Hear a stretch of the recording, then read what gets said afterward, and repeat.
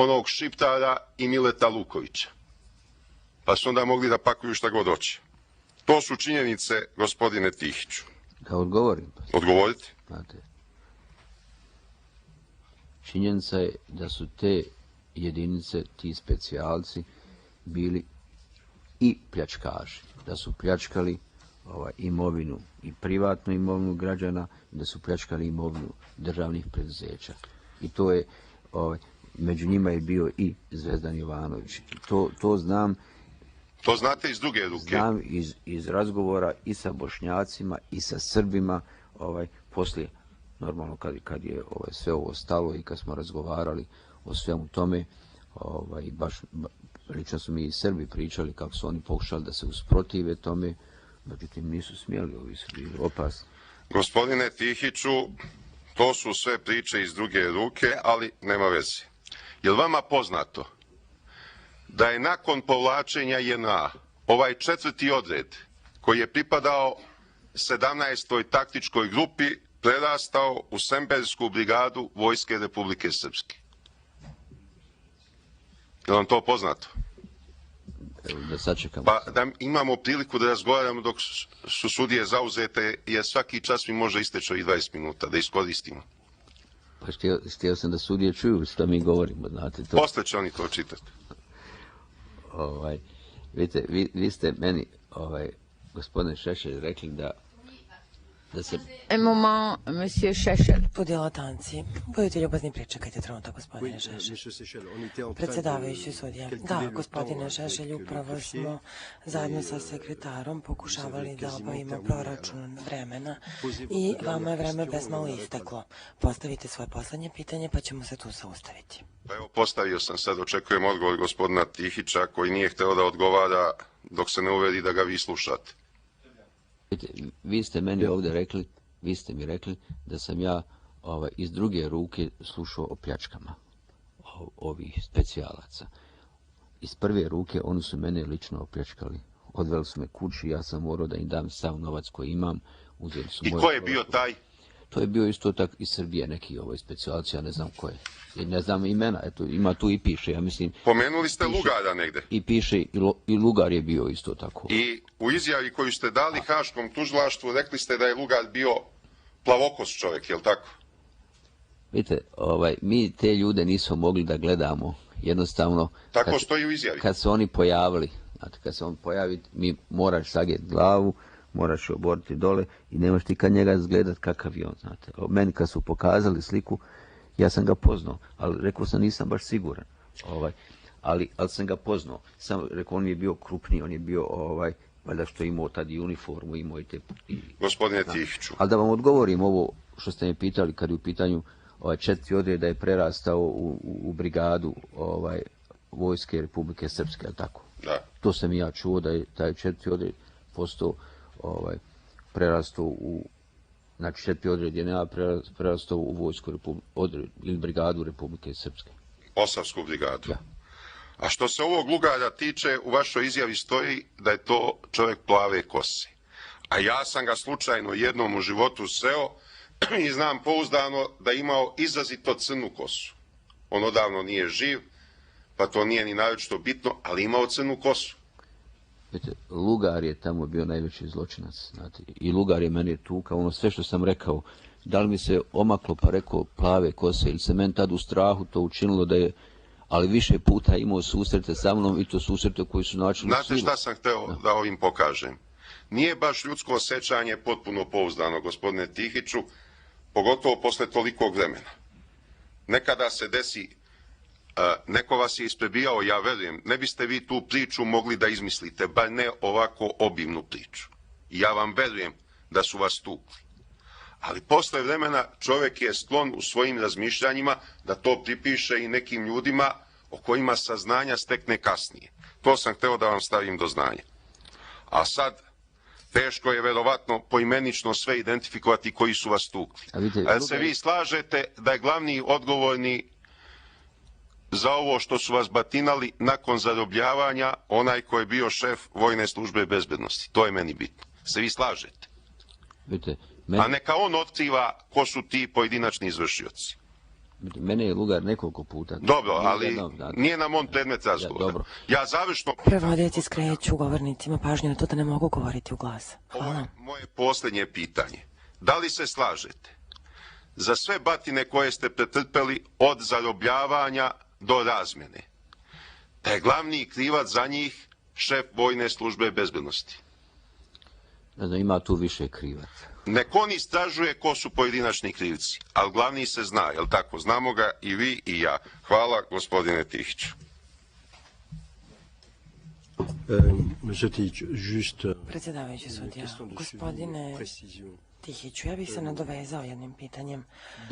Želeo bih nešto da preciziramo. U vašem mestu osnovana je teritorijalna odbrana i vi ste nam objasnili da su u njenom sastavu bili muslimani, da je tu bilo i nekog oružja, nekih 50 pištolja, pa još i 50. Mi vidimo šta se događalo. Mi znamo da je odgovorni kapetan postavio barikade. Vi ste se tome suprotstavili, intervenisali ste u redu. Međutim, ja se sada vama obraćam kao pravniku. Po svemu sudeći, sve ovo se odigrava u aprilu 1992. godine. Koliko je vama poznato, Republika Bosna i Hercegovina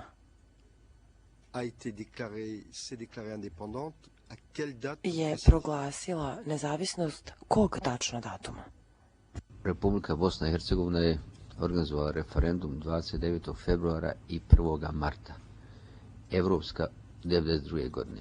Evropska unija je priznala Bosnu i Hercegovinu 6. aprila 1992. godine i onda su kasnije uslijedila priznanja i svih drugih zemalja. A 20. maja primljena je Ujedinjene nacije.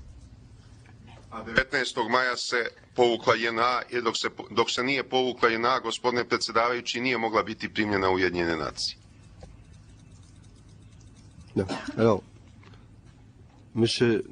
Predsjedavajući sudija. Gospodine Tihiću, vi ste upravo naveli datume koji su naravno veoma značajni. 6. aprila 1992. godine Evropska unija je priznala Republiku Bosnu i Hercegovinu. Dakle, ako ja dobro shvatam, teritorijalna odbrana je počela da funkcioniše posle 6. aprila 1992. godine, odnosno pošto je Evropska unija priznala postojanje Bosne i Hercegovine kao nezavisne i suverene države. Teritorijalna odbrana je postojala i ranije u okviru bivše Socijalističke federativne republike Jugoslavije. S tim što je JNA godinu dana, dvije prije razoružala teritorijalnu odbranu, izuzela oružje. Od te teritorijalne odbrane se formirala oružana armija Republike Bosne i Hercegovine kasnije u ovom periodu od 6. aprila dalje. U redu. Gospodin Šešelj se umešao, istakavši da se JNA povukla 19. maja. Pretpostavljam da se sa njim slažete u pogledu tog datuma, da je reč o 19. maju. Međutim, vi ste pravnik. Zar JNA nije trebalo da se povuče već od 6. aprila 1992. Pa najmanje je trebala tada se povuče. Trebalo da se povuče već 1. marta kada je bila referendum o nezavisnosti i kada je Bosna i Hercegovina postala nezavisna i formalno, znate, ali JNA se nije povukla ni 19. aprila, ostala ona i dalje. Ona je formalno trebala da se povuče 19. aprila, ali oni su dugo još ostali posle toga. Bon, très bien. Mais dobro. Vi kažete da je trebalo da se povuče već u martu mesecu. Gledajući sa jedne formalne tačke gledišta, tad je proglašeni su rezultati referenduma, građani su izjasnili za nezavisnost i nema tu šta tražiti JNA, ona je tu strana vojska. Très bien. Bon. U redu. Svakako ćemo imati prilike da se ponovo vratimo na ovo pitanje. Gospodine tužioče, imate li dodatnih pitanja? Tužilac Musemajer, nije neophodno da se postavljaju dodatna pitanja, ali pošto su lične beleške svedoka u velikoj meri citirane, mislim da bi trebalo predložiti da se to usvoji u spis. Donc, vous demandez le versement... Alors, j'ai cru comprendre, le témoin a écrit un livre... Predsjedavajući sudija, koliko sam ja shvatio, svedok je napisao jednu knjigu. Čini mi se da ste vi naveli broj te knjige po 65 tera, ako me pamćenje ne vara 2004, mada ne mogu sad da se zakunem da je tako. Tužilaštvo tako je. Predsjedavajući sudija, broj 2004, je li tako? 2094 u stvari. Tužilaštvo tako je. Predsjedavajući sudija, da se posavjetujem s kolegama. Ça, c'est le livre.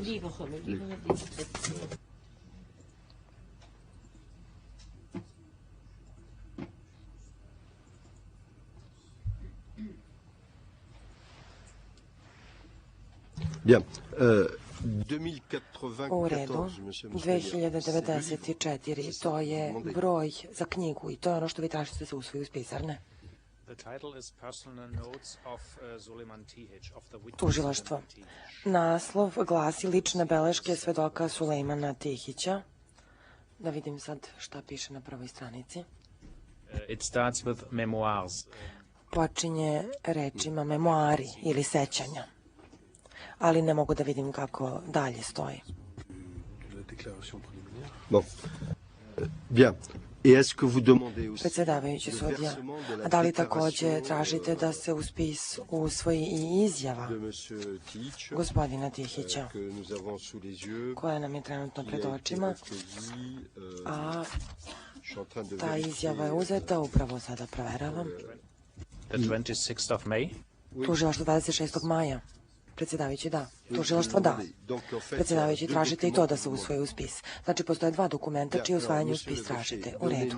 Gospodine sekretare, molim da nam dodajete... Da, gospodine Šešelj, izvolite.